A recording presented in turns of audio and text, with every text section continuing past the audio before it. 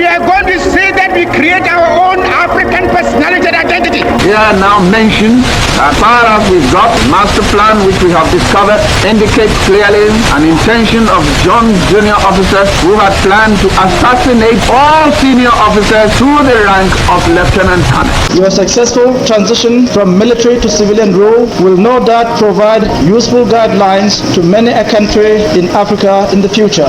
As you are aware, it is also our ultimate goal to restore civilian rule to this country.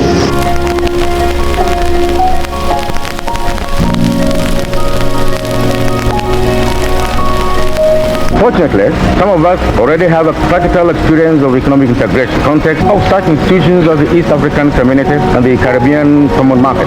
We in West Africa have recently taken a significant step towards the realization of a similar institution. It is interesting to note that the overall national accident rate has rather dropped, obviously as a result of people being more careful than normal.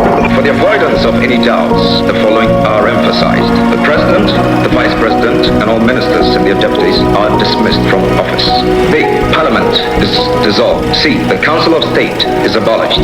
Now that the people of Ghana have democratically elected me to their president, I call on all in the true spirit of patriotism to come together as one united country determined to solve the many and difficult problems facing us.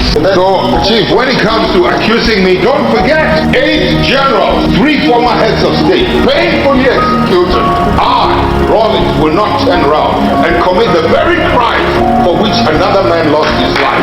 And this is why the conditions of accountability and transparency are requisite to governance. So the governors would always be mindful that they hold power in trust of the people, the real owners of power. We need to address them. We need to know that we belong to one family, and it is important for us to understand each other. We promise that we are going to do this. The African Union, as our collective institution, has achieved remarkable milestone in its journey, and that is from spearheading the African Continental Free Trade Area to advancing peace and security through initiatives such as the African Union Mission in Somalia, AMISOM. We've passed successfully through 3 successive reviews of program implementation by the IMF Board. The most recent review, approved on 2nd December 2024, leading to the disbursement of $360 million United States dollars. We seek to make Ghana benefit more from its finite natural resources and will encourage indigenously owned Ghanaian businesses that have the technology and capacity to operate their own productive mining concessions by themselves to do so.